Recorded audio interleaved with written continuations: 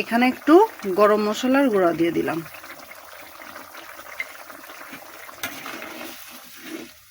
এখানে বাইন মাছ দিয়ে, আলু দিয়ে, টমেটো দিয়ে একটা গা মাখা ঝোল করে নিলাম।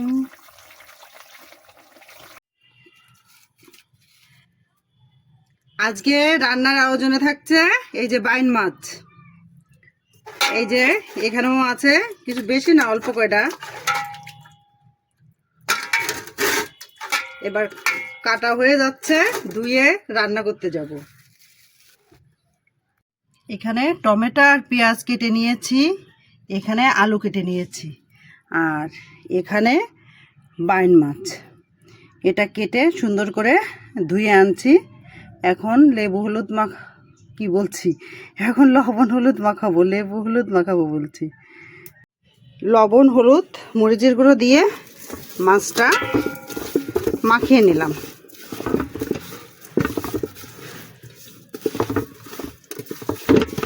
খুব একটা বেশি মাছ না, এক বেলার মতো হবে, 2 পিস করে খালি 2 বেলার মতো হবে। আর একটু বেশি খাইতে চাইলে হবে না, এক বেলাতেই শেষ। এই যে কড়াইতে তেল দিয়ে দিলাম, মাছ ভাজতে দিব। এই যে মাছগুলো ভাজতে দিয়ে দিলাম। নতুন কড়াই তো, তা আবার মাটি উঠবে কিনা যায় না, আশা রাখি উঠবে মাছগুলো।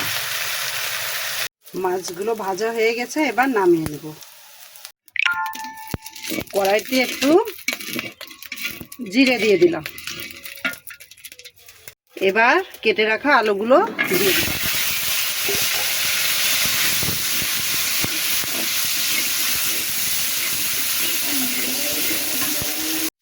আলুগুলো সুন্দর করে ভেজে নিয়েছি, লবণ হলুদ দিইনি, লবণ হলুদ একটু পরে দেবো। এবার আমার কেটে রাখা এখানে পেঁয়াজ আছে আর টমেটো আছে, এটা দিয়ে দিলাম।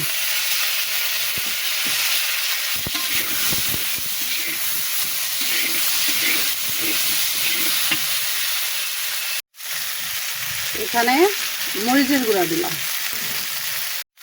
এবার এখানে হলুদ দিলাম। এবার লবণ দিয়ে দিলাম।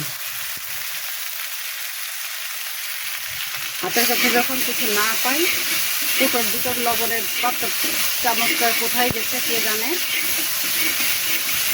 এবার ভালো করে কষিয়ে নিব। এবার রসুন দিলাম।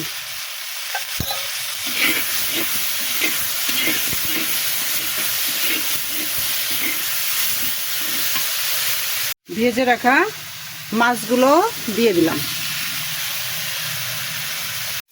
হালকা জল দিয়ে মাছ, আলু, টমেটো ভালো করে কষিয়ে নিলাম।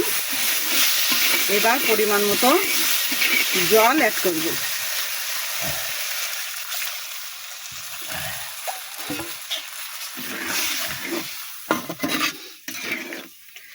আরে একটা কথা তো ভুলে, এখানে একটু গরম মশলার গুঁড়া দিয়ে দিলাম।